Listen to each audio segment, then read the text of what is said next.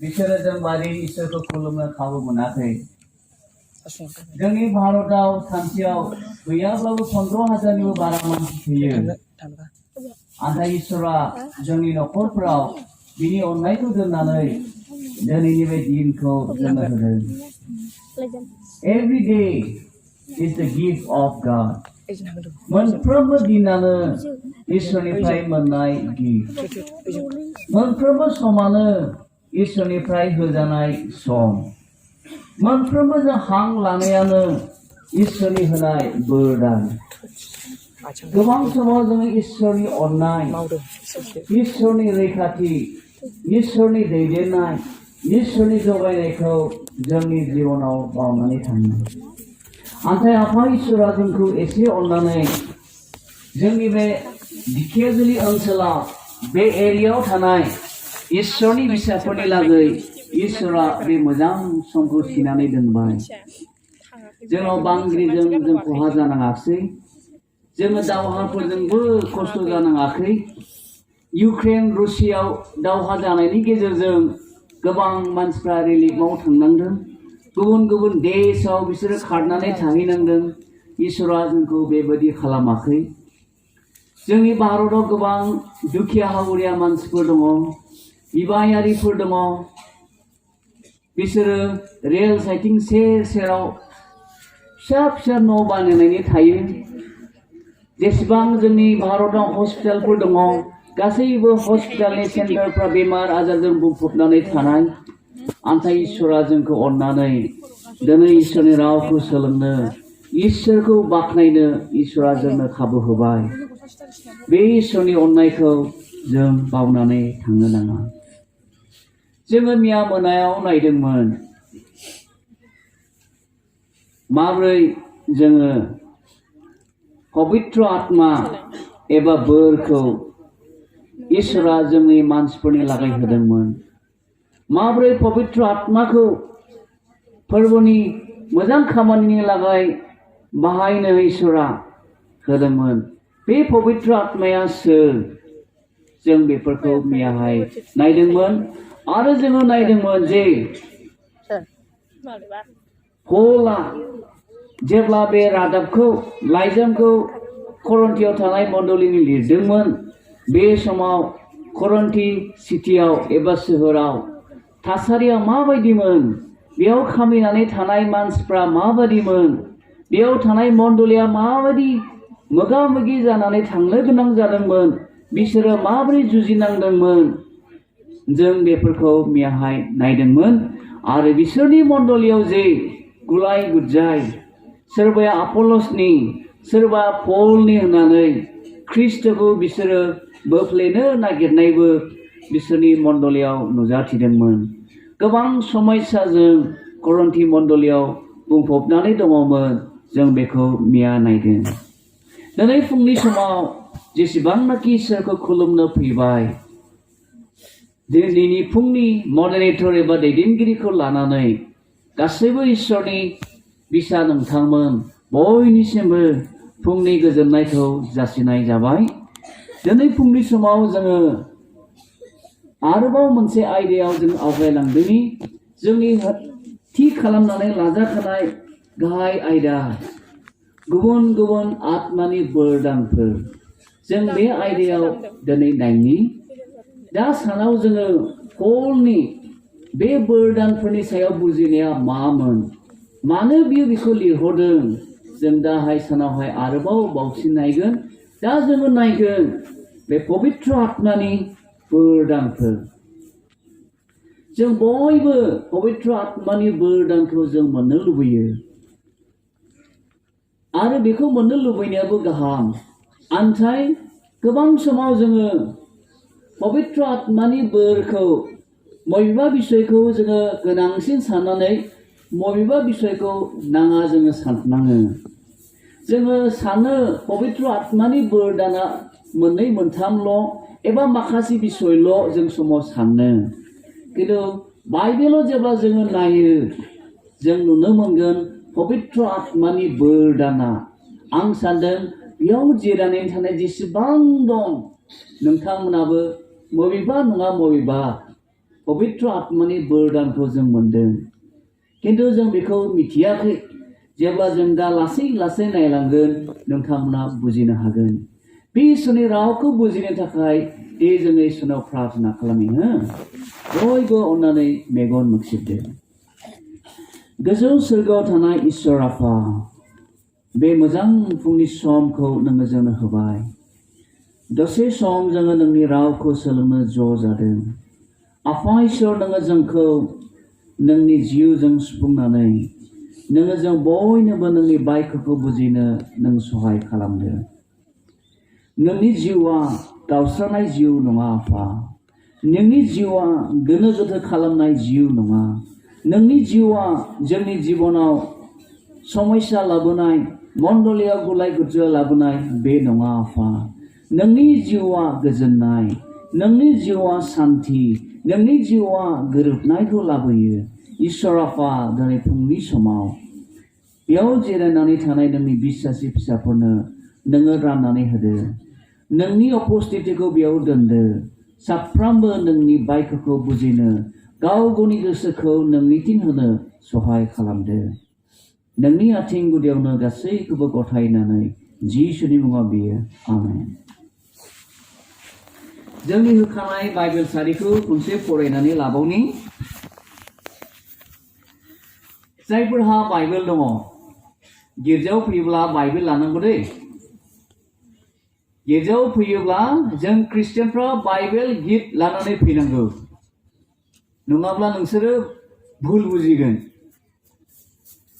गोबां समाव जोंनि मानसिफ्रा दिनै बाइबेलखौ फराया बाइबेलखौ बुजिनो सेस्था खालामा बहाबा माबा खोना बुंदों बेखौ बुंनो जोङो नागिरो बहाबा माबा नुदों बेखौ जों एप्लाइ खालामनो नागिरो बेयाव जों गोरोन्थि जायो बाइबेलखौ जों फरायनो सोलोंनांगौ मेडिटेट जों खालामनांगौ ध्यान खालामनांगौ बुजिनो सेस्था होनांगौ नङाब्ला जों गोरोन्थि जायो बाइबेला ओरैबायदि मोनसे बिषय जायखौ नोङो दिनै दिन फरायोब्लाबो गोदान जायो जोंनि लेखा फरायनायफ्रा बिजाबफ्रा फरायोब्लानो बियो गोजाम जायो किन्तु जोंनि बाइबेलनि बिषया सानफ्रोमबो जोङो फरायोब्ला सानफ्रोमबो बियो जोंनि लागै गोदान बेखायनो आं आसा खालामदों दा सानजौफु दा मोना गाबोन नोंथांमोना गिर्जायाव फैयोब्ला बाइबेल लानानै फै जोङो फरायनि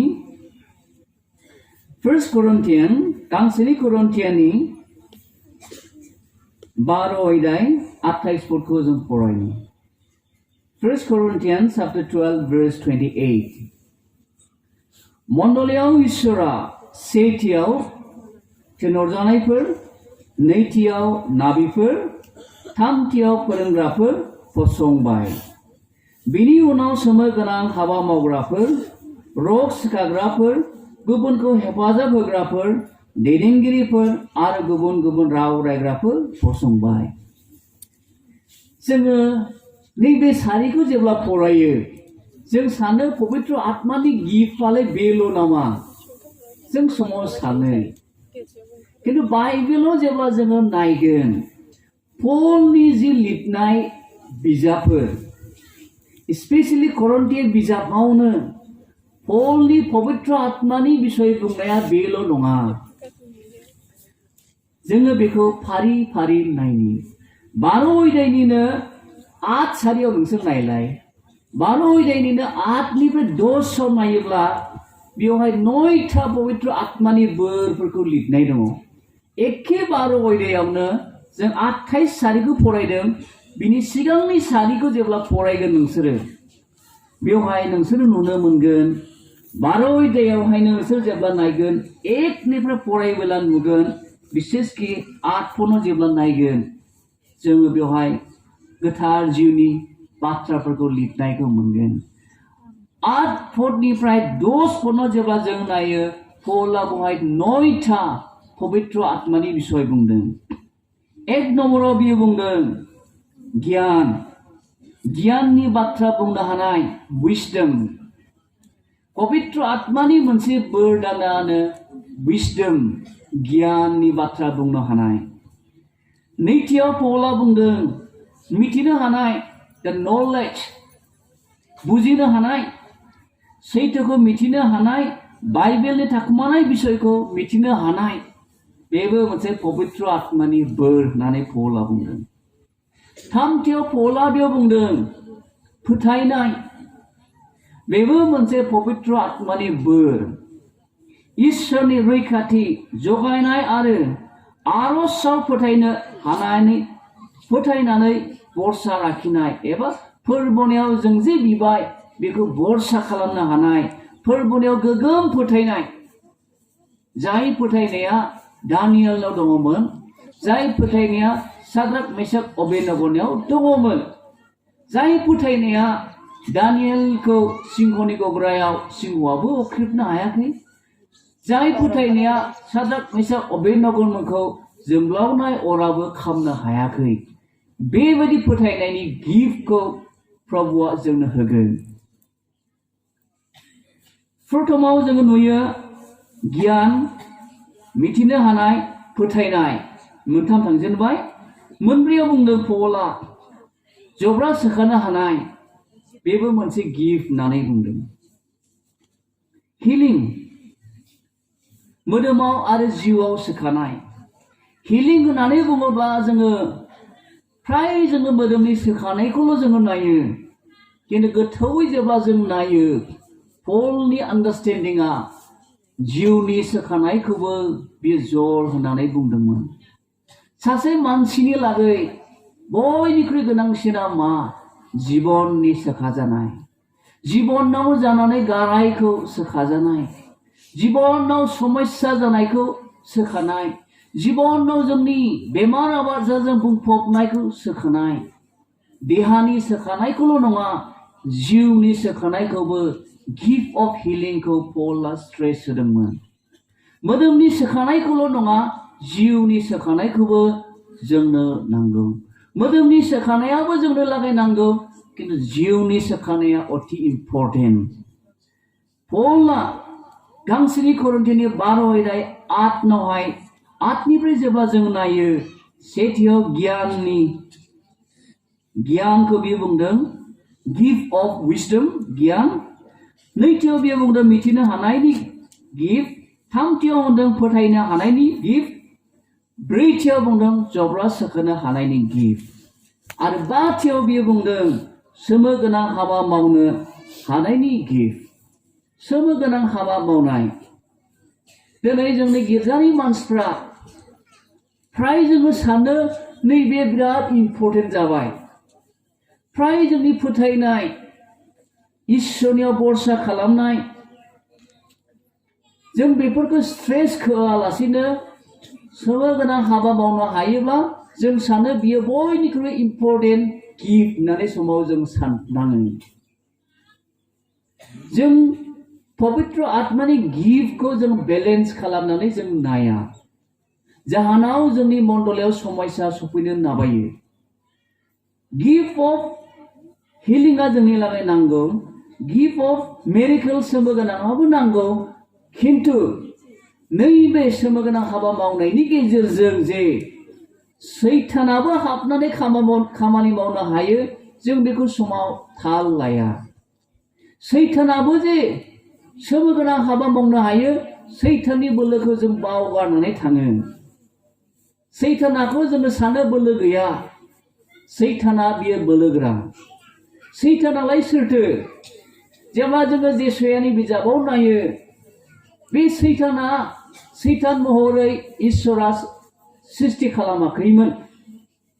बे सैताननि मुङानो लुसिफार जाय लुसिफारनो इसोरा गासै दुतफोर एन्जेलफोर सोरगोआव थानाय दुतफोरनि गेजेराव इसोरा नैबे लुसिफारनो क्षमता होदोंमोन गोहो होदोंमोन। बिहा गोबां बोलोजों बुंफबनाय सासे क्षमतावान सासे दुतमोन। बे दुतना जेब्ला इसोरनि गोजौसिन जानो हास्थायदों जेब्ला बे दुतनियाव दुगांनाय गोगा खालामनानै लानाया सोमजिदों बे समाव इसोरा जेब्ला बे दुतखौ सोरगोनिफ्राय बे मुलुगाव जोख्लायहरदों 1/3 फानथामनि फानसेयानो बे मुलुगावहाय फैफादों होननानै जों मिथिनो मोनो। बाइबेला जोंनो खोन्थायो फानथामनि फानसेयानो बे लुसिफारजों लोगोसे बे मुलुगाव फैफादों। थारमाने बे लुसिफारा, बे सैताना जोबोद बोलोगोरा। बेखायनो बे सैताना मोजांनि गेजेरजों सोमोगोनां हाबा मावनानै जोंखौ आन्दायहोनोबो हागौ। जों बेखौ समाव जों ख्रिस्टियानफ्रा साबधान जाया। आं बेखौ दा सानजौफुआव बांसिनै बुंहैगोन। बेखायनो जिसु ख्रिस्ट'आ माथाइनि 26आव बुंनानै गालांखादों, गोबां बेबायदि सोमोगोनां हाबा मावनानै नोंसोरखौ आन्दायहोनो हागौ। बेफोरनिफ्रायबो नोंसोर साबधान जा। गिफ्ट अफ मिरेकलआ इम्परटेन्ट। जिसुआ सोमोगोनां हाबा मावदोंमोन, नंगौ। जिसुआ जग्रा सेगादों, नंगौ। फिथा थरबा ना मानैखौ बियो 5,000निबो बारा मानसिफोरनो जाहोदों, बियो नंगौ। खानानाव दैखौ बियो द्राक्षरस बिदै बानायदों, बियो नंगौ। सोमोगोनां हाबाखौ जिसुआ मावदों। बेखौ मावनो इसोरा जोंनो बोलो होदों, क्षमताखौ होदों। बे गिफ्टखौ इसोरा जोंनो होदों, बे गिफ्टखौहाय। खिन्थु बाथ्रा जादों बे गिफ्टखौ जोङो बोरै इस्तेमाल खालामदों, जों बेखौ बोरै बाहायदों। प्रभु जिसुआ, इसोरा जोंनो बे गिफ्टखौ होदोंब्ला बे गिफ्टआ जोंनि गेजेरजों माबोरै बाहायजादों आरो जों मोनदों होननानै बुंनाय गिफ्टआ गमामायै इसोरनिफ्राय मोननाय गिफ्ट ना बबेबा गोहोआ जोंखौ सामलायदों, जों बेखौ थाल लानो नांगौ। दथियावहाय जोङो गांसोनि करिन्थियानि 12:8-10 पलनि लिरनाय 9था गिफ्ट जों बेखौ नायगासिनो दङ। दथियाव बावबादि होनाय प्रफेसि। पलआ करिन्थियारिफोरनो बुंदों गिफ्ट अफ प्रफेसि, बावबादि होनाय। गोबां बावबादि होनायफ्रा आदि मण्डलियाव इसोरनि बोरजों बिसोरो बावबादिखौ होदोंमोन। गोबां बावबादि होनायफ्रा बे समाव जादोंमोन। जयेल बावबादिया पुराना रदाइनि नाबिया भबिष्यतबाणीनि खोथाखौ बियो बुंदोंमोन। इसोरा जहननि गेजेरजों नुजाहोजानायखौ लिरदों। कमप्लिट बावबादिया जोंनि नुजाहोजानायाव दिनै रिभिल नुजानानै दङ। बावबादि समाव जोङो ख्रिस्टियानफ्रा नैबेखौ बिराद गोनां सानो। फोथायनायनि जे गिफ्ट जों बेखौ समाव खमि खालामनो नागिरो। मिथिनो हानाय इसोरनि बायख'खौ बुजिनो हानायखौ जों समाव जर होआ। आत्मिकआव सोखानायखौ समाव जों जर होआ। खिन्थु बावबादिनिखौ जों समाव सानो बियो इम्परटेन्ट। माखासे इम्परटेन्ट नङा जों समाव साननो नागिरो। खिन्थु बाइबेला मा बुंदों बेखौ दा जों जोबनायाव नायगोन। गिफ्ट अफ प्रफेसिनि सायाव बाइबेला मा बुंदों आं बेखौ नोंथांमोननोहाय विथ प्रपार एक्सप्लेनेसन आं नोंथांमोननो दाहाय खोन्थागोन। 7 नम्बरावहाय पलआ बुंदों मोजां आरो गाज्रि जिउखौ सिनायनो हानाय गिफ्ट, डिसार्नमेन्ट स्पिरिट। मोजां आरो गाज्रि जिउखौ सिनायनो हानाय गिफ्टखौ इसोरा जोंनो होदों। नैबे गिफ्टफोरखौ जोङो लानो नांगौ जाहाथे सैताना जोंखौ बुरखायनानै गोरोन्थि लामाजों लांनो हाया। जाहाथे जोङो नंगौ जिउ, नंखाय जिउ जों बेखौ सिनायनो हायो। गोबां समाव जोङो आत्मानि मावनायखौ सिनायनो हायैयाव समाव मानसिफ्रा आन्दायो, गोदाव सोराव जायो। बेखायनो जोंनो मोजां आरो गाज्रि जिउखौ सिनायनो हानाय गिफ्टखौबो इसोरा जोंनो होदों। नोंथांनाव बे गिफ्टआ दंना गैया? नोंथांनि जिउआव बे गिफ्टआ दङब्ला मबेया नंगौ मबेबा नङा बेखौ जों सिनायनो हागोन। पल 8 नम्बराव बुंदों गुबुन गुबुन रावफोर बुंनो हानाय गिफ्ट, टांस। गुबुन राव रायनो हानाय गिफ्ट। गोबां थिय'लजिकेलि मोनसे डिबेट, मोनसे बिसय। आं बेखौहाय दाहाय जास्टिफिकेशनखौ होगोन। जोङो गुबुन गुबुन भाषा बुंनो जोङो हानायनि मोनसे गिफ्टखौ जोङो बाइबेलाव नुनो मोनो। आदि मण्डलाव जेब्ला मण्डले स्थापन जादोंमोन, जेब्ला पेन्टिकस्टनि दिनाव पवित्र आत्माखौ इसोरा समाय लानाय बायदि हरदोंमोन थोनहरजानाय 2 इयाराव जेब्ला जों नायो बे समाव 120 जन मानसिफ्रा जेब्ला पवित्र आत्माजों बिसोर सुफुं जादों बिसोर फर भाषा बुंदों जेब्ला बिसोर फर भाषा बुंदों बे समाव जेरुसालेमाव गुबुन गुबुन जायगानिफ्राय मानसिफ्रा जमा जाफैदोंमोन बे मोनसे फरबनि दिनखाय जेसेबां मानसिफ्रा बेयाव थादोंमोननो जेरुसालेमनि आसपास थानाय मानसिफ्रा नैबे 120 जन मानसिफोरखौहाय फुंनि 9 बाजियावनो गुबुन गुबुन रावफोर बुंनाय खोनानानै बिसोरो सोमोनांदों माखासे बुंदों बे मानसिफ्रालाय बोर रोंना माथो एसे फुङावनो बिसोरलाय मानोथो जौ फेखो मानसिफ्रा बुजिनो हायाखै आमथाय बिसोरनि जि फर भाषा बुंनाय बिसोर बे भाषाफोरखौ बै मानसिफ्रा गाव गावनि अन भाषायाव बुजिहैदोंनो बिसोरो मा बुंदों बेखौ बर'फ्रा बर'नि बुजिदों आदिबासी सौथालफ्रा सौथालाव बुजिदों राभायाव बुजिदों गार'आ गार' भाषायाव बिसोरो बुजिनो हादों जाहैबाय ग्रीकआ ग्रीक राव बुजिनो हादों इब्राया इब्राय राव बुजिनो हादों बेबादि जादोंमोन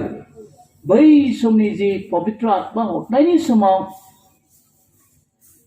जि हां बुंनाय बियो बेबायदि बुजिजादोंमोन बिनि एक्सप्लेनेशनखौ बेखायनो पलआ गांसेनि करन्थियावहाय जेब्ला जोङो नायो 14 पनाव जेब्ला जों नायगोन पलआ बहुत मोजाङै बेखौ एक्सप्लेन खालामदों बेखौ जों दाहाय नायगोन एक्सप्लेन खालामनानै बुंदों आङो एसेबां गुबुन गुबुन राव रायनानै आङो फंनैसोल' इसोरनि बायख'खौ बुंनाया गाहामसिन बेबायदि गोबां मानसिफोरनि गेजेराव आङो फर भाषा बुङोब्ला बेखौ दानस्लायनानै होनो हायाब्ला बेहा जेबो ओंथि गैया थां बुंनाया बै समाव इडिफिकेशन अफ द चार्च मण्डलीखौ लुखांनो थाखायमोन दिनैनि कन्टेक्सआव बियो मा जानानै दङ जों बेखौ दाहाय एसे नायबावगोन आङो गिफ्ट अफ हली स्पिरिटनि गिफ्टफोरखौल' 1 2 3 नायलांगासिनो दङ 12 इदायनि 8 निफ्राय 10 पनाव मुंख'नाय गिफ्टफोरखौ जोङो नायग्रोनाय जादों आरो 9 नम्बराव पलआ बुंदों गुबुन रावफोरखौ बिजिरनानै होनो हानाय इन्टारप्रिटेशन बिजिरनानै होनो हानाय गिफ्टफोर जोङो समाव बेफोरखौ थाल लाया जोङो बिजिरनानै होनो हानाय इन्टारप्रेट खालामनो हानाय जोंनो गिफ्ट बेखौहाय होदों होननानै पलआ गांसेनि करन्थियानि 12 अध्याय 8 निफ्राय 10 आव बियो उल्लेख खालामदों पलनि जि पवित्र आत्मानि गिफ्टनि बुंनाय बे 9था गिफ्टआव जोबनानै थाङाखै 28 पदनावहाय जेब्ला फैयो जायखौ जों दहाय फरायलांबाय बेवहायबो पलआ मोनब्रै गिफ्टफोरखौ एड खालामबावदों 9था गिफ्टखौ सिगाङाव बुंबाय 28 पदनाव आरोबाव गुबुन मोनब्रै गिफ्टफोरखौ बियो बुंबावदों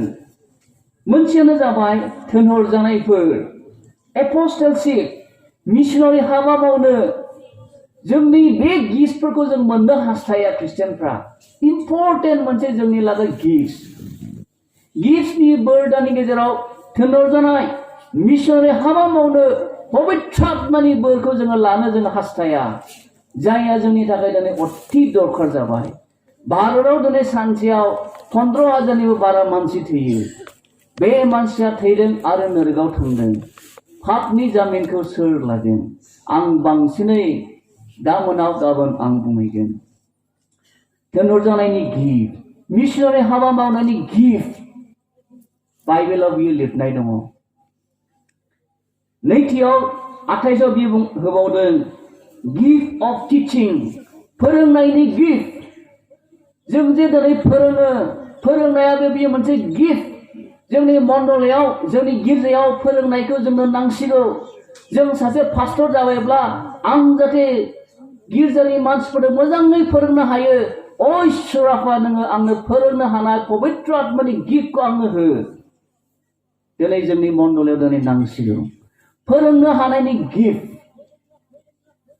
जाय गिफ्टजों जाय फोरोंनायनि गिफ्टजों जोंनि मण्डलिया लुखांजागोन जाय फोरोंनायनि गिफ्टजों जोंनि मण्डलिया ग्रोथ जागोन जाय फोरोंनायनि गिफ्टजों जोंनि मण्डलिया बिश्वासाव उन्नत जागोन बाइबेलनि शिक्षायाव गोगोम जागोन प्रसारनि थाखाय आवगायनो हागोन 28 पनाव पौलआ आरोबाव मोनसे गिफ्टखौ उल्लेख खालामदों गुबुनखौ हेफाजाब होनायनि गिफ्ट हेल्पिं अर सार्भिस गिफ्ट गुबुनखौ सहाय खालामनायाबो बेबो मोनसे गिफ्ट जेरै जोंनि बर' आइजोफ्रा सार्भिस गुबुनखौ हेफाजाब खालामनाय दाव खालामनाय गोबां जोंनि आइजोफ्रा मावो गुबुनखौ हेफाजाब खालामनायाबो बे पबित्र आत्मानि मोनसे गिफ्ट जों बे गिफ्टफोरखौ जोङो मोननो लुबैनांगौ जाहाथे जोङो गुबुनखौ सहाय खालामनो गोरों जायो गोबां समाव जोंहा गोबां थाब्लाबो जों गुबुनखौ सहाय खालामनो हाया जायो गोबां जोङो समाव गावनि थाखायल' जोङो सानो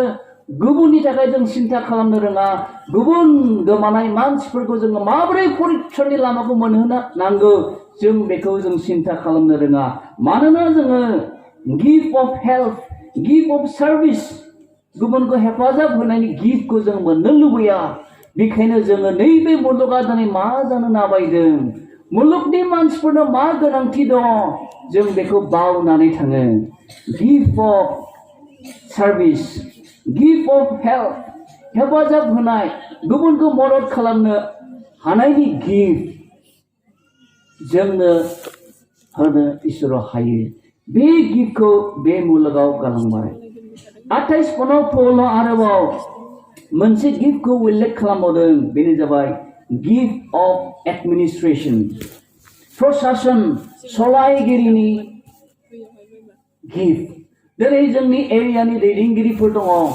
जोंनि मण्डलियाव दैदेनगिरिफोर दङ सलायनायनि मोनसे गिफ्ट बे गिफ्टफोरखौबो जों इसोरनाव जों बिनानै लानो नांगौ जाहाथे जोङो सासे मोजां सामलायगिरि मोजां सलायगिरि मोजां एडमिनिस्ट्रेटर जों जानो हायो जाहाथे जोंनि दैदेननायजों मण्डलिया लुखां जायो जोंनि एरिया ग्रोथ जायो जोंनि न'खरा ग्रोथ जायो बे दैदेननाय बे सामलायनाय एडमिनिस्ट्रेशननि गिफ्टखौबो जों हामलायनो नांगौ आरो बिनि अनगायैबो पौलआ आरोबाव बुंबावदों जोङो 12 अध्याय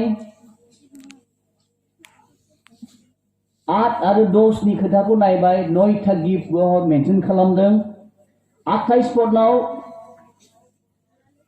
सिगाङाव थाबोनाय माखासे गिफ्टसफोरखौ मोनब्रै गिफ्टसखौ एड खालामबावदों टटेल 13था गिफ्ट जाजेनबाय रमियानि 12 अध्याय 6 निफ्राय 8 आव आरोबाव मोनब्रै आत्मानि बोरफोरखौ पौलआ उल्लेख खालामदों रमियानि 12 अध्याय 6 निफ्राय नायबोबावोब्ला जोंबो मोनब्रै आत्मानि गिफ्टफोरखौ पौलआ मेनसन खालामबावदों 1 नम्बरा जाबाय गोसो दुंखांहोनाय एक्सहर्टेशन इनकारेजमेन्ट होनो हानायनि आत्मा मालायफोरखौ गोसो दुंखांहोनो हानाय गोसो गाबखांहोनो हानाय गोसो सोलायहोनो हानाय गोसो उदुगायनो हानाय आत्मा जोङो बे आत्माफ्रा अति इम्पर्टेन्ट जोंनि मण्डलियाव सोरबा उन जानानै थानाय सोरबा बेकस्लाइड जानानै थानाय मानसिफोरनि जिबनखौ उदुखायनो थाखाय जोङो बे आत्माफ्रा जोंनि लागै इम्पर्टेन्ट गिफ्ट अफ गिविं दान होनायनि गिफ्ट दान होनायनि बोरदान जोंनि मण्डलियाव ख्रिस्टियान समाजाव दिनै गिफ्ट अफ गिविंआ इम्पर्टेन्ट जानानै फैदों दान होनायनि पबित्र आत्मानि गिफ्ट जोङो बेबायदि इम्पर्टेन्ट गिफ्टखौ जोंनि मण्डलियाव दिनै नांसिगौ पबित्र आत्मानि गिफ्टनि गेजेराव गिफ्ट अफ गिविं प्रभुनो होनाय जि पबित्र आत्मानि गिफ्ट जेब्लासो जोङो बे पबित्र आत्मानि गिफ्टआ जोंनाव थागोन अब्ला जोङो प्रभुनो दान होनो सोलोंगोन दस बांनि सेवा होनो सोलोंगोन बेखौ आङो गाबोन बांसिनै बुंगोन गिफ्ट अफ गिविं पबित्र आत्मानि बोरनि मोनसे बोर बेबो प्रभुनो जे जों होयो पबित्र आत्मानि गिफ्ट बियो जों गिफ्ट बुस्थुखौ बोरदानखौ माखासेखौल' साननानै माखासेखौ नेग्लेक्ट खालामो इसोरनो होनायाबो दान होनायाबो पवित्र आत्मानि गिफ्ट पवित्र आत्मानि गिफ्टखाय माखासेया दान होनो हायो माखासे आखाइखौ हमथाबाय थायो माखासे दिनैसिमबो 10 भागनि 1 भागखौनो होनो हाया आं गाबोन बांसिनै बेखौ बुंगोन रिभाइभेल जानायनि जोंहा जेबो मिनिं गैया जोङो रिभाइभेल जानानै 10 भागनि 1 भागखौ जों होनो हाजेनाखैब्ला सुरु प्रथम जोंनि आत्मानि जार्निखौनो जों मावजेननो हायाखै दे जोङो जागरण जाबाय पवित्र आत्मानि गिफ्टआ जोंनाव दं होनब्ला जोङो प्रभुनो 10 भागनि 1 भागखौनो प्रथमाव होग्रोनो हाथारखानांगोन जास्ट सुरु बिगिनिं जोंनि ख्रिस्टियान जार्नि नों प्रथम स्टेपखौनो जों हाजेनाखै बहुद मावनांगौ दंबावो जों बेखौ गाबोन जों नायगोन 12 अध्यायनि 6 निफ्राय जेब्ला जों नायो बेवहाय गिफ्ट अफ लिडारशिप दैदेनगिरिनि एबा दैदेननायनि गिफ्ट दिनै जोंनि मण्डलीयाव दैदेनगिरिनि आंखाल गिफ्ट अफ लिडारशिपनि जोंहा दिनै आंखाल जानानै दङ मोजां दैदेनगिरि थायैयाव जोंनि बिबिसिनि गिर्जाफ्रा दिनै गोबां गिर्जाफ्रा ग्रथ जानो हायाखै दिनै बिबिसियाव जोंहा 252टा गिर्जाफोर दंसै गोबां गिर्जाफ्राव दिनैसिमबो मोजां दैदेनगिरिफोर गैया खारना जोङो गिफ्ट अफ लिडारशिपखौ जों इसोरनिफ्राय जों बिनानै लायाखै इसोरनिफ्राय गिफ्ट अफ लिडारशिपखौ जों मोनैखाय जोङो सासे मोजां दैदेनगिरि जों जानो हायाखै मण्डलीखौ अनग्रा जों जानो हायाखै मण्डलीनि थाखाय सानग्रा मण्डलीनि थाखाय सम होग्रा मण्डलीनि थाखाय सिन्था खालामनो हाग्रा जोङो दैदेनगिरिफोर जों जानो हायाखै मानोना जोंनियाव गिफ्ट अफ लिडारशिपआ गैयिखाय जोंनि बिबिसिनि गोबां गिर्जाफ्रा दिनै ग्रथ जानो हायाखै मण्डलीयाव आशीर्बाद जानांगौखौ जोंनि दैदेनगिरिफ्रा हमथानाय दोननाय बादि जायो इसोरा जोंनो आशीर्बाद होनो सानो मण्डलीनि दैदेनगिरिफ्रा गाथेनानै दोननाय बादि जायो खारना इसोरनि दैदेननायनि गिफ्टखौ जों मोनैखाय जों मोजाङै मण्डलीखौ बेंनो दैदेननो हायाखै 6 निफ्राय नायलाङोब्ला जोङो मोनसे गिफ्टखौ नुबावो बेनो जाबाय अननाय होनाय एबा अनखांनायनि गिफ्ट अफ मार्सि होनदों इंलिसाव अननाय आरो अनखांनायनि मोनसे गिफ्ट जेब्लासो जोंनियाव बे अननाया थागोन जोङो गुबुनखौ अननो रोंगोन अननायानो श्रेष्ठ अननायानो बयनिख्रुइ इम्परटेन्टसिन बेखौ पौला गले गले गावनि बे लाइजामाव बियो लिरदों 1 करिन्थियानि 12 अध्यायाव जोङो नायबाय बेयाव टटेल 17टा पवित्र आत्मानि गिफ्टखौ पौला मेनसन खालामदों गांसेनि करिन्थियानि 12 अध्यायाव गासै पौला 17टा पवित्र आत्मानि गिफ्टखौ बेयाव मेनसन खालामदों बेल' नङा आरोबाव पवित्रनि आत्मानि गिफ्टखौ आरोबाव गुबुन गुबुन बिजाबाव पौला मेनसन खालामबावदों इफिसिनि लिरनाय 4 अध्याय 11आव पौला गाहाम खौरां खोन्थानाय एबा इभान्जेलिज्मनि गिफ्टखौ बियो मेनसन खालामदों इभान्जेलिज्म प्रसार खामानि मावनो इच्छुक जानायनि आत्मा आंबो सासे प्रसार खालामनो गोसो जानायनि गेजेराव आंबो गावखौ सानो आं बिराद इच्छुक आङो जेरावखि थाङा सासेबो मानसिखौ आं बाद होआ आं जेरावखि थायाबानो जेरावखि लोगो मोना बे मानसिनि आं गस्पेल होनो मोनाब्ला गोजोननाय मोना आं गावखौनो बुंनानै लायो आंबो सासे गुड निउज वर्कार्स आङो सासे मिशनारि मावनो गोसो जानाय व्यक्तिमोन दिनैसिमबो आंनि बे गिफ्ट अफ इभान्जेलिज्म आंनाव बियो दङ रिसेन्टलि आङो सासे आईटी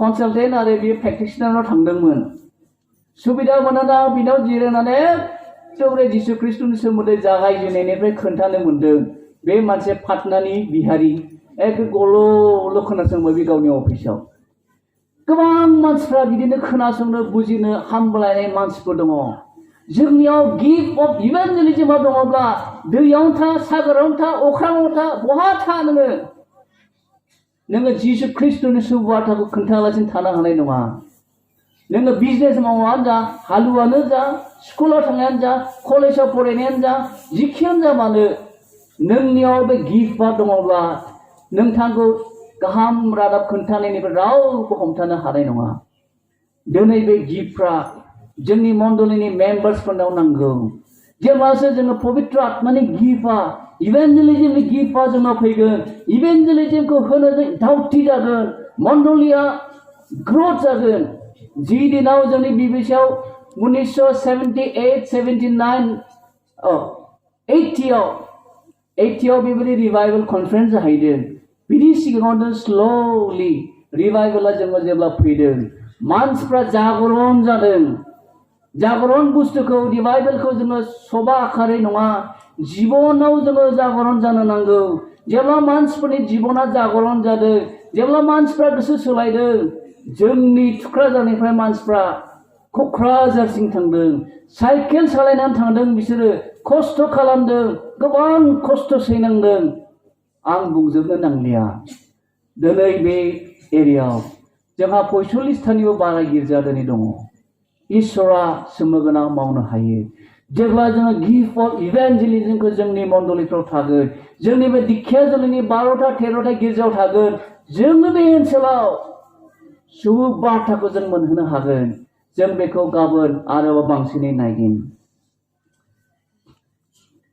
इफिसियानि 4:11 पल आरो गुबुन मोनसे गिफ्टखौ मेनसन खालामदों जोथोन लागिरि बेंगिरि इंलिसाव स्टिवार्ड बुंदों जोथोन लागिरि बेंगिरिनि गिफ्ट इसोरा जोंनो जि सम्पतिखौ होदों साय सम्पति मण्डलीयानो जाथों न'खरनियानो जाथों बा गिर्जानियानो जाथों बा इउनियनानो जाथों जोंखौ साफा साफा मोजां जोथोन लागिरि बेंगिरि स्टिवार्ड जानायखौ इसोरा लुबैयो बेखायनो नैबे गिफ्टखौ मण्डलीनो इसोरा होदों जाहाथे जों ख्रिस्टियानफ्रा साफा साफा मोजां बेंगिरिफोर जायो दिनै मोजां बेंगिरि बिमा बिफा जायैखाय जोंनियाव थानाय हा हुफ्रा मोजाङै खामानियाव बाहायजाया जोंनियाव मोननाय थाखा फैसाफ्रा मोजाङै बाहायजाया बिसा फिसौफ्राबो बिमा बिफानि खस्थ' खालामनाय थाखा फैसाखौ दैयावनो बाहायो नस्थ' खालामो गिफ्ट अफ स्टिवारशिप जोंनाव थायोब्ला जोंनियाव मोननाय थाखा फैसाखौ जों गोथि मोजाङै बाहायनो सोलोंगोन जोंनियाव 5 बिगा हा दङब्ला बे 5 बिगा हाखौनो जों मोजाङै मावै दाङै जोङो न'खरखौ लुखांनो गोसो जागोन गिफ्ट अफ स्टिवारशिपआ जोंनाव गैयाब्ला जोङो बेखौ गोसो होनाय नङा इसोरनियाव जों बिनानै लानांगोन गांसेनि पितरनि 4:9-10 पितरा मोनसे पवित्र आत्मानि बोरदानखौ बेयाव मेनसन खालामदों बेनो जाबाय आलासि सोंनाय हस्पिटालिटी जोंनि आइजोफ्रा मानो दिनै आलासि सोंनो हायो जोंनियाव बे पवित्र आत्मानि गिफ्टआ दङखाय जेब्ला जोंनि गिर्जानि आलासिफोर थाङो सोरबा आलासिफोर फैयो जोंनि आइजोफ्रा दै होयो साहा होयो जिरायनो जोंनि न'खरनि मानसिफ्रा होयो गिफ्ट अफ हस्पिटालिटी जोथोन लानायनि पवित्र आत्मानि गिफ्ट जेब्लासो जोंनियाव बे पवित्र आत्मानि गिफ्टआ थागोन जोङो आलासि सिबिनो गोरों जागोन आलासि सिबिनो गोसो जागोन जोंनियाव बे पवित्र आत्मानि गिफ्टआ दङखाय जों दिनै आलासिखौ सिबिनो हायो आलासि सिबिनायाबो बे पवित्र आत्मानि गिफ्ट अनजाग्राफोर जों गोबां समाव गिदिर गिफ्टखौल' नाहरो जोङो बे गोरलै गिफ्ट आलासि सिबिनो हानायनि गिफ्टखौ जों मोनब्लाबो सासे जोङो मोजां सिबियारि जानो हागोन बेबो जोंनि लागै जथेस्थ गोबां आंहा रोङा आं लेखा फरा रोङा आलासि सिबिनायनि आंहा गिफ्ट थायोब्लाबो सोरबा आश्रयहीन जानानै फैदों आं बेखौ सिबिनो हायोब्ला ख्रिस्ट'नि अननायखौ बियो मोनोब्ला बे मानसियाबो परित्रानि लामाखौ नागिरनो गोसो जागोन गिफ्ट अफ हस्पिटालिटी गांसेनि तिमथिनि 2:1-2 पलआ तिमथिनि गेजेरजों मोनसे आरोबाव गिफ्टखौ बियो मेनसन खालामदों बेनो जाबाय आरज खालामसग्रा इन्टारसिजन गिफ्ट अफ इन्टारसिजन आरज खालामसग्रा गिफ्ट जों जे दिनै ख्रिस्टियानफ्रा गुबुननि लागै जोङो प्रार्थना खालायो, गुबुननि लागै जोङो प्रार्थना बिसयो, पापि मानसिफोरनि परित्रनि लागै जों प्रार्थना खालामो, सैताननि बोलोनिफ्राय देरहानायनि लागै जों प्रार्थना खालामो, जब्रा सिखांनायनि लागै प्रार्थना खालामो। बे जाबाय जोंना पवित्र आत्मानि गिफ्टआ जोंनाव दङ खायसे। बे प्रार्थना बिसनायनि गिफ्टआ इसोरनि जिउआ जोंनाव दङ खायसे। जों गुबुननि लागै बिनो हायो। अनजाग्राफोर, बेखायनो आं दहाय सिगाङाव बुंदोंमोन दा जों बयहाबो मोनफा मोनफा पवित्र आत्मानि गिफ्टआ जोंनाव दं। जों जि गिफ्टखौ जों मोनबाय, जों बे गिफ्टखौ बोरै सामलायदों, जों बोरै बाहायदों, बिराद दरखार। गोबां समाव जों बे पवित्र आत्मानि गिफ्ट, बेयाव गासै 21टा पवित्र आत्मानि गिफ्टफोरखौ आं बुंलांबाय। 21टा पवित्र आत्मानि गिफ्ट, मोनसे नङा मोननै नङा, 21टा पवित्र आत्मानि गिफ्टखौ आं बेयाव खोन्थालांबाय। बेनि गेजेराव जों बयबो बबेबा नङा बबेबा पवित्र आत्मानि गिफ्टखौ जों मोननानै दं। नोंथाङा बेखौ सिनायनांगोन आरो बेखौ इस्तेमाल खालामनो जों आवगायनांगोन। जोङो जाहाथे बे गिफ्टफोरखौ फोरबोनि गौरबनि अर्थे जों बाहायनो हायो। बे गिफ्टफोरखौ मण्डलिनो होनाया जादों मण्डलि लुखांनो थाखाय, जोंनि मण्डलि बृद्धिनि थाखाय, मण्डलि ग्रथनि थाखाय। बे गिफ्टफोरनि गेजेराव अबयसे माखासेफ्रा पार्सनेल इउजनि थाखाय पौलआ बेखायनो गले गले बुंदोंमोन गिफ्ट अफ टांग, फर भाषा बुंनायखौ बेबायदि ज' थानायाव नोंसोर बुङाब्लाबो जागौ होननानै पौलआ बुंबाय थादों। बै समाव करन्थियारिफोरखौहाय 2000 बोसोरनि सिगांनि खोथा। मानोना जेब्ला नोङो फर भाषा बुंगोन, गुबुना बेखौ दानस्लायनो हानांगोन, नङाब्ला बेहा जेबो ओंथि गैया होननानै पौलआ बारै बारै बुंदों। आरो बे 21टा गिफ्टफोरनि गेजेराव माखासे गिफ्टफ्रा सिज जाबाय बा जोबनानै थांबाय, बेखौ पौलआ खोन्थादों। बेखौबो जोङो दाहाय नायलांगोन। बे 21टा गिफ्ट, पवित्र आत्मानि गिफ्टआव माखासे गिफ्टफ्रा समजों लोगोसे आबुं जाबाय, बेखौबो पौलआ मेनसन खालामदों। बेखौ जों उइथ जास्टिफिकेशन दाहाय जोबनायाव जों नायगोन। अन्नानै बेखायनो आं मैयानो बुंदोंमोन, बे टपिकआ साबजेक्टआ जोबोद क्रुसियेल। गोसो होनानै खोनासं। बोरैबा नोंथांमोना बुजिस्लिङोब्ला नोंथांमोना आंखौ दुसिगोन। बेखायनो गोसो होना खोनासं, जाहाथे आं मा बुंनो नामायदों, इसोरनि जिउआ नोंनो मा खोन्थादों, जों बेखौ गोसो होना खोनासं। गावनि गोसो बायदि दाथां, गावनि साननाय बायदि दाथां। इसोरनि जिउआ नोंथांजों मा रायलायदों बेखौ खोनासं। पवित्र आत्मानि फिथाइखौ एसे जोङो नायनि।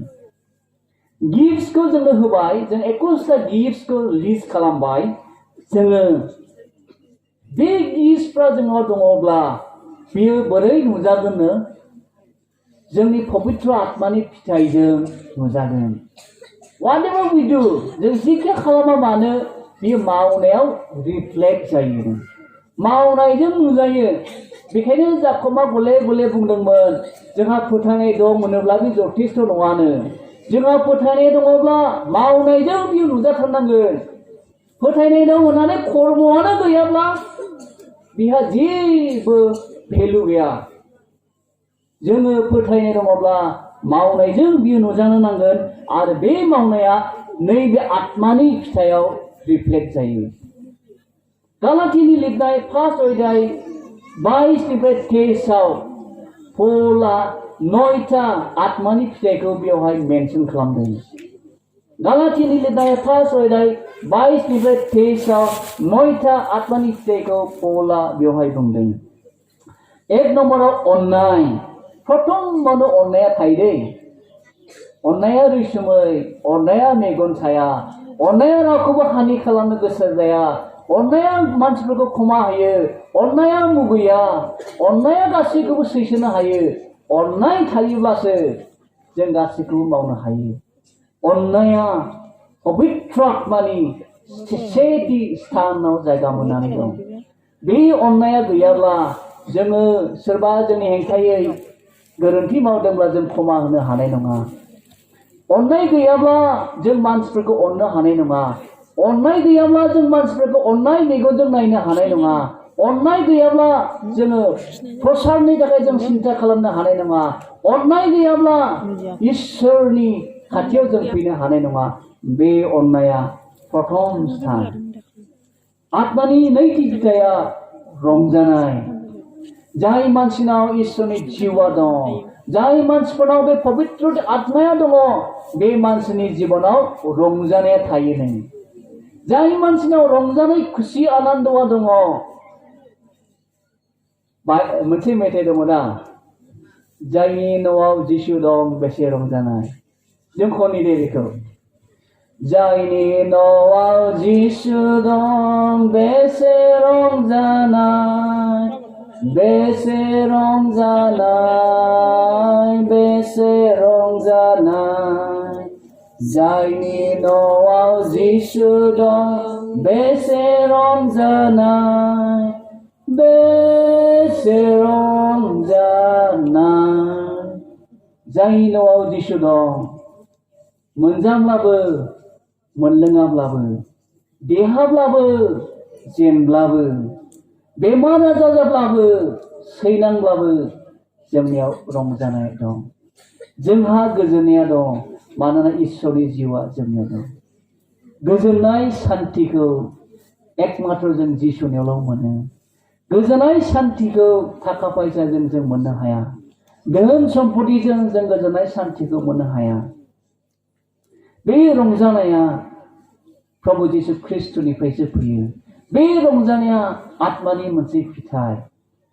बे रंजानाया जोंनाव थागोन जेब्लासो जोंनो इसोरनि जिउआ थागोन।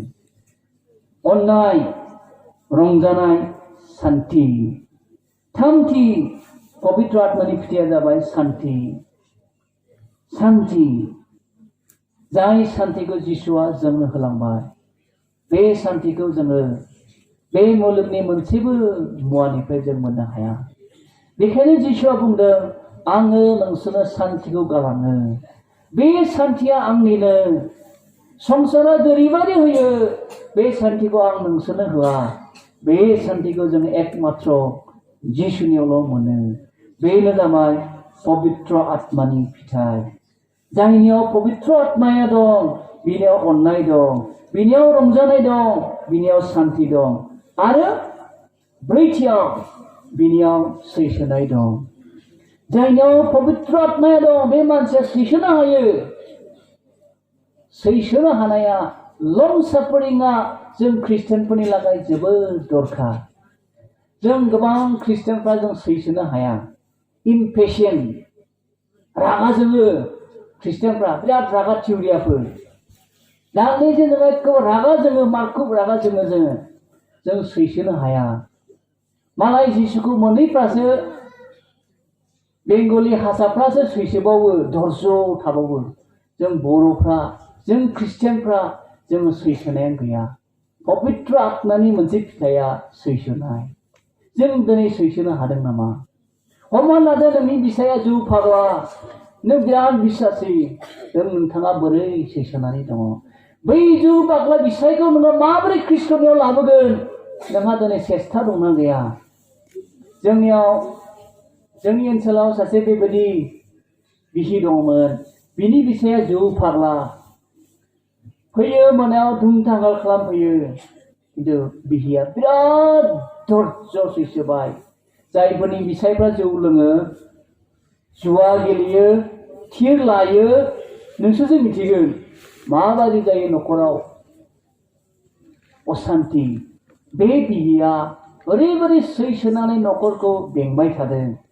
आरो बे हिन्जावा जेब्लायबो बिसायनि लंपेन्ट गस्लाफोरखौ दैयै प्रार्थना खालामनायमोन। उपबास लानानै प्रार्थना खालामनायमोन इसोरनियाव। गोबाव बोसोरनि उनावसो इसोरा बे बिसायनि गोसोखौ सोलायदों। सैसोनाय जोंनाव थानो नांगोन। जों बिहिफ्राबो सैसोनांगोन बिसायफ्राबो जों सैसोनो सोलोंनांगोन सैसोनाया आत्मानि मोनसे फिथाइ जों सैसोनो हायाब्ला सैज्य खालामनो हायाब्ला आं सानदों जोंनियाव बे आत्मानि फिथाइया पबित्र आत्मानि मावनाया जोंनाव खमि जानानै दं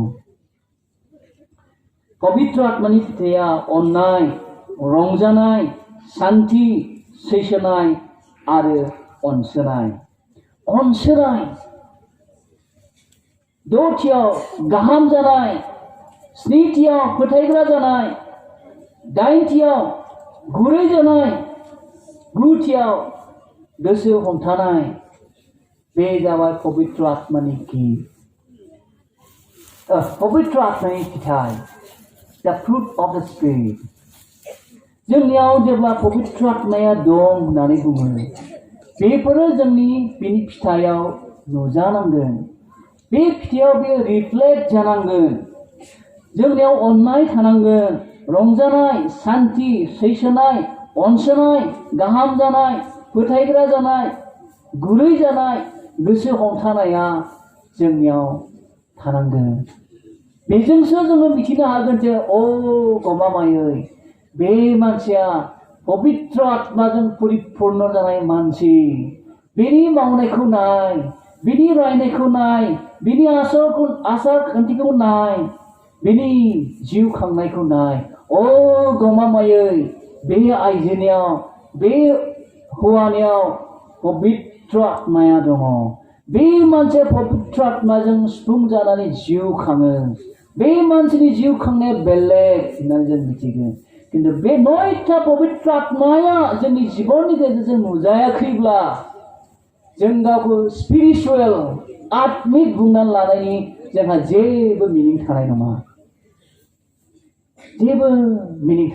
अनजागाबो बेखायनो जोङो परित्रनि अभिज्ञताखौ जों मोनबायब्ला इसोरनि जिउआ जोंनि जिबनाव दङब्ला जोङो आत्मायाव गोख्रों जाबाय होननानै सानोब्ला जोङो रिभाइभ एबा जागरण जाबाय होननानै जोङो सानोब्ला गोजौआव मुख'नाय नयथा पबित्र आत्मानि फिथाइया जोंनि जिबनाव नुजाथारनो नांगोन नयथा पबित्र आत्मानि फिथाइया जोंनि जिबनाव नुजाथारनो नांगोन जेब्ला जोङो गावखौनो जागरण जाबाय पबित्र आत्मानि एबा परित्रनि अभिज्ञताखौ आं मोनबाय आङो इसोरनि बिसा जाबाय आरो आङो आत्मियाव देरबाय आङो जागरण जाबाय होननानै सानोब्ला बे नयथा आत्मानि फिथाइया जोंनि जिबनाव नुजानांगोन नोंथांमोना बयबो सानो नामा आंनो बे नयथा पबित्र आत्मानि फिथाइया आंनि जिबननि गेजेरजों नुजायो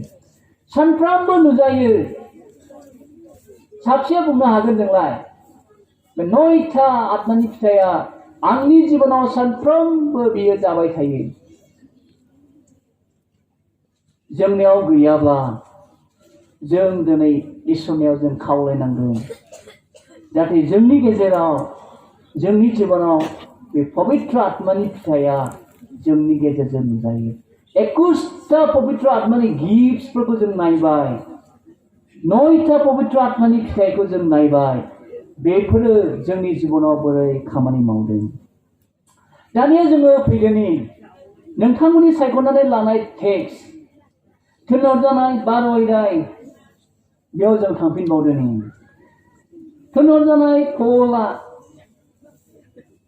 गांसेनि करिन्थियानि 12 अध्याय 1 निफ्राय 11 सारियाव गोथार जिउनि बोरफोरनि सायाव बुंदों आरो 12 सारियाव इसोरनि मण्डलिनो होनाय बिबानफोर एबा गिफ्टफोरखौ मोनसे मोदोमजों रुजुनानै मोनसे मोदोमनि अंगजों रुजुनानै बियो फोरमायदों जेरै सासे मानसिया गोबां अंगफोर थायो आखाइ थायो आथिं थायो खुगा थायो मेगन थायो खोमा थायो बेबायदिनो पबित्र आत्मानि गिफ्टआबो गुबुन गुबुन महरै जोंनि जिबनाव सफैयो बेखौ पौला मेनसन खालामदों थिग बेबायदिनो गांसेनि करिन्थियानि 12 अध्याय 28 पदनाव पौला सेथि बिनि मेनसन खालामनाय पवित्र आत्मानि गिफ्टखौ बियो बुंदों जाहैबाय थिनहरजानायफोर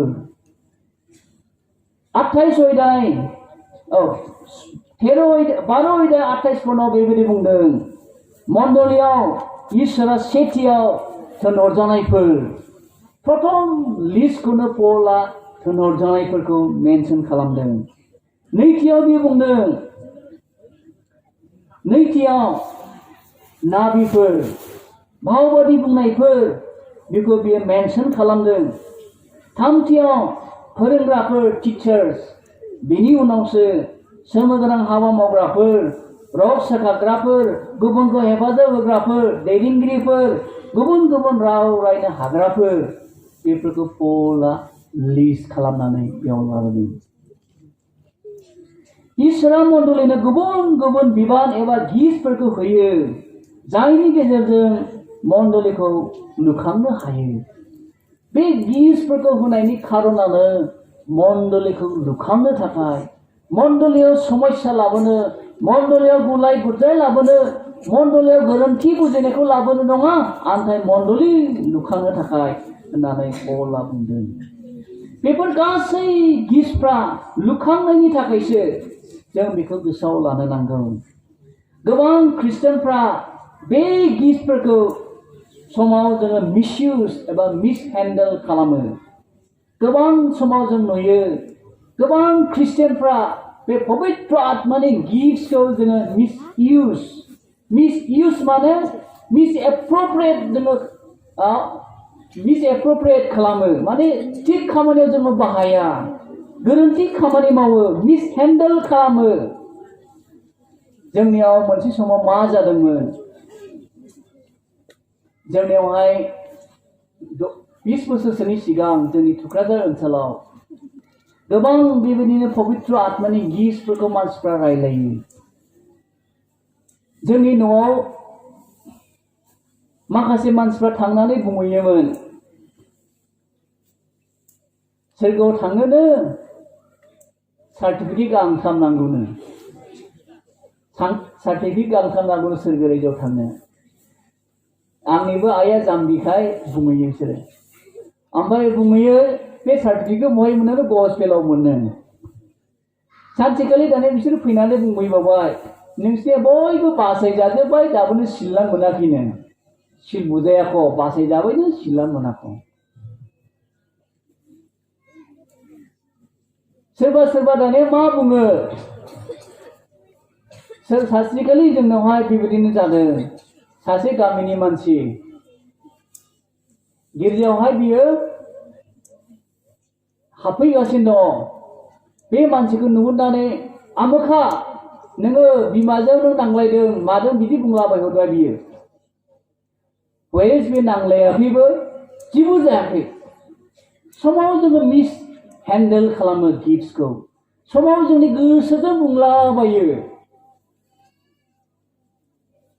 जों बेखौ साबधान जानो नांगौ समाव जों मानसिफोरखौ आकर्षण दिन्थिनो जोङो समाव गिफ्ट अफ स्पिरिचुअल गिफ्टसखौ जों हेन्डेल खालामनो नाबायो बे स्पिरिचुअल गिफ्टसा मण्डलिखौ लुखांनो थाखायखाय जों बेखौ मोजाङै बाहायनांगोन जोंनो इसोरा गिफ्टखौ होदोंब्ला जों बेखौ सिनायनांगोन आरो जों बेखौ मोजाङै बाहायनांगोन मिसएप्रोप्रिएट नङा मिसलिडिं नङा दिनै गोबां समाव जों नुयो मिसलिडिंबो जाबाय समाव जोङो बुङो जिसु ख्रिस्ट'आनो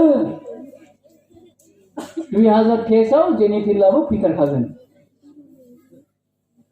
बेयो मोनसे भावबादिनि बुंनाय बाथ्रा नङा बाइबेलाव बेखौसो बुंदों जिसु ख्रिस्ट'आ माब्ला फैगोन जों रावबो मिथिया होननानै बुंदों बे सिखाव बायदि फैगोन जिसुआ दिनैबो फैनो हागौ गाबोनबो फैनो हागौ आदि मण्डलियावनो जिसु ख्रिस्ट'नि सेल्लाफ्रा बिराद थारना जेब्ला जादोंमोन नेर' राजानि समाव आरो गुबुन गुबुन राजानि समाव बिराद थारना खालामदों दै जिसु ख्रिस्ट'नि सेल्लाफ्राथ' बिसोर फ्रायानो बुथार जाजोबखादों जों बयबो मिथिगौ ओरैबायदि थारना जादों बिसोरो बे समावनो बिसोरो जहननि जे रिभेलेसन नुजाजानाय प्रकाशित बाक्यनि जि नुजाजानाय बिसयफोरखौहाय बिसोरो बुंदोंमोन जिसुआ बुंदोंमोन दा जहननि 3:9 नुजाजानि थिनहरनायाव आङो गोख्रैनो फैसिगौ बिसोरो सानदोंमोन जाहैबाय जिसु ख्रिस्टआ गावसिनि समावनो फैफिनगोन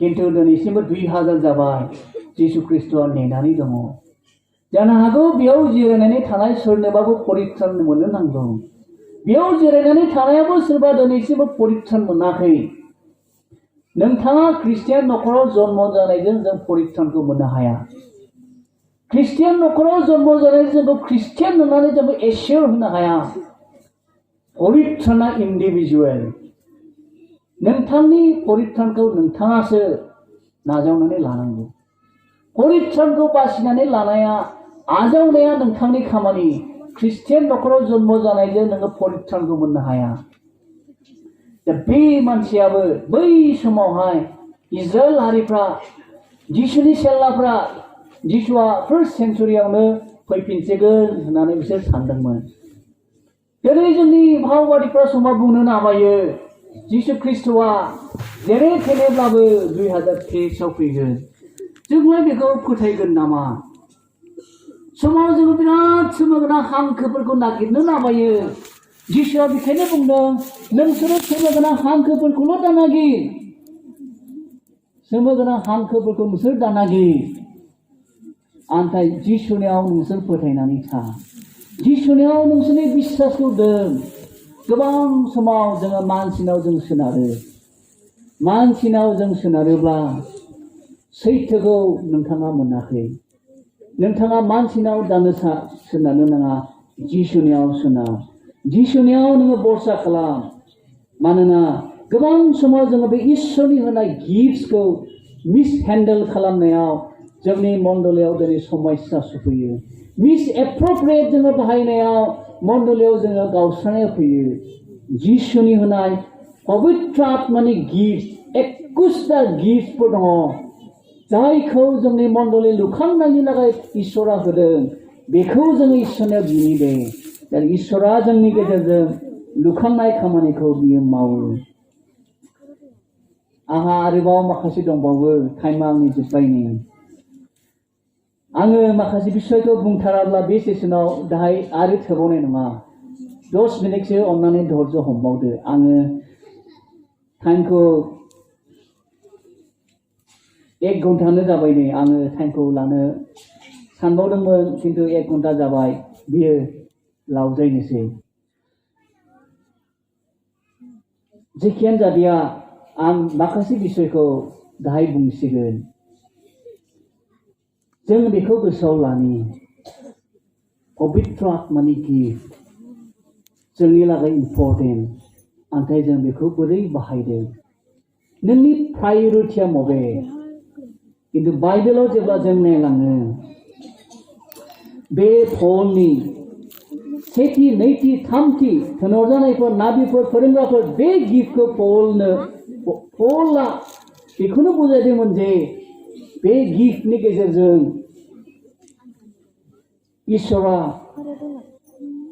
जोंनि मण्डलिखौ लुखाङो आरो मण्डलिजों आरो मानसिजों इसोरजों आरो मानसिजों जगाजग खालामनो एबा जोंनि जगाजगखौ लुखांनो थाखाय आरो परित्राननि सुबुं बाथ्राखौ मानसिफोरनो होनो थाखाय बेखौ लाबोदोंमोन इसोरनि नंगौखौ मिथिहोनो थाखाय नैबे थोनहरजानायफोर नाबिफोर फोरोंग्राफोर नैबे बिषयखौ पला लाबोदोंमोन सेथि नैथि थामथि जे गिफ्ट बेखौ इसोरा जोंनो लाबोदोंमोन बिनि लाबोनायनि खारना बेनो जाबाय मानोना इसोरा बे मोनथाम बिबान एबा गिफ्टफोरनि गेजेरजों मानसिफोरजों जगाजग खालामनो आरो मण्डलिखौ लुखांनो थाखाय परित्राननि सुबुं बाथ्राखौ राननानै होनो थाखाय इसोरनि नंगौखौ मिथिहोनो थाखाय शास्त्रनि बाथ्राजों आत्मायाव लुखांनो थाखाय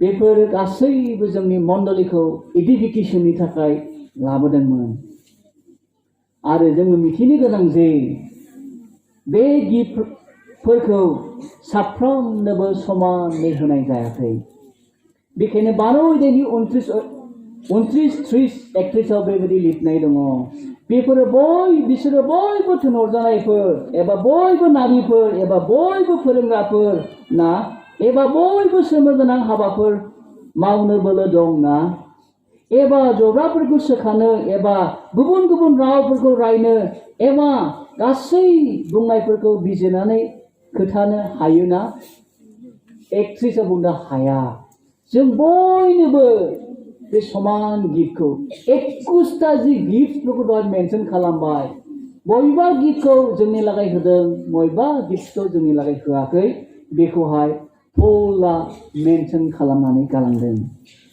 आदि मण्डलनि इसोरा सोमोनांथाव हाबानि गेजेरजों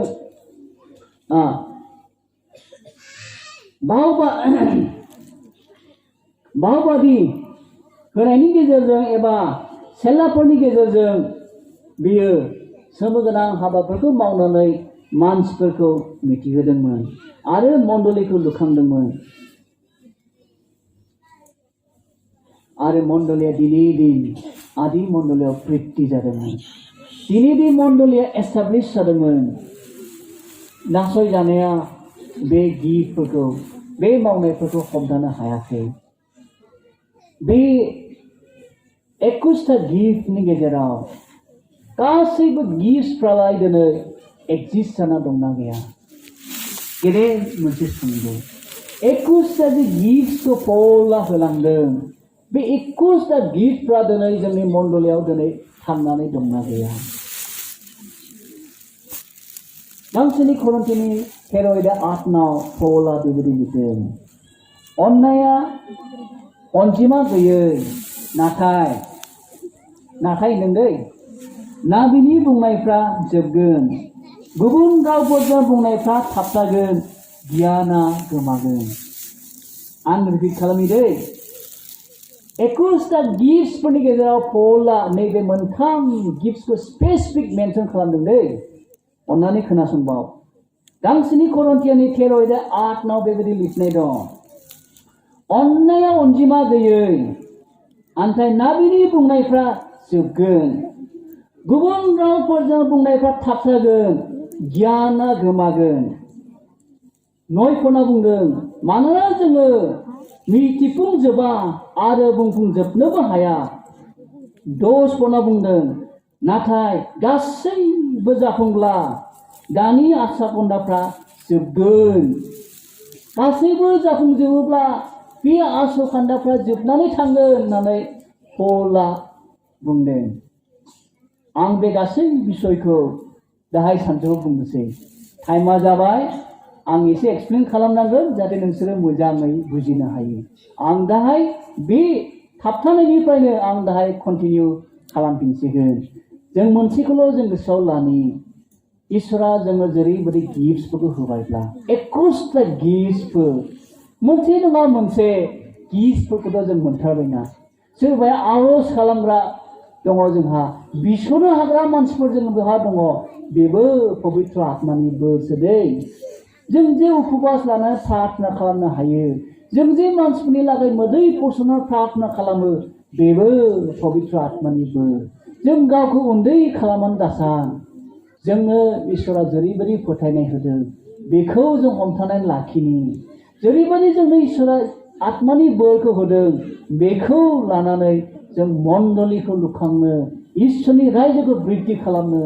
जों आवगायनि मानोना जिसु ख्रीष्टआ गोख्रैनो फैसिगौ मुलुगा गाज्रिनिफ्राय गाज्रि जालांबाय आरो जों बेबायदि मोजां जुथुमनानै इसोरखौ खुलुमनायनि खाबु जों मोनाबो जानो हागौ बेखायनो दिन थाखुमथै दिन थानायावनो जोङो इसोरखौ बिश्वास खालामनानै सम थानायावनो फोरबोनि थाखाय थांनानै थादोंनि फोरबोनि हाबानि थाखाय सिन्था खालामनानै फोरबोनि रायजोनि थाखाय जों आवगायदोंनि आफा इसोरा जों बयखौबो समानै बोर होथों आरो बे जिसु ख्रीष्टनि इच्छा बादि जों थांनानै थानो हाथों हामबायसै आमेन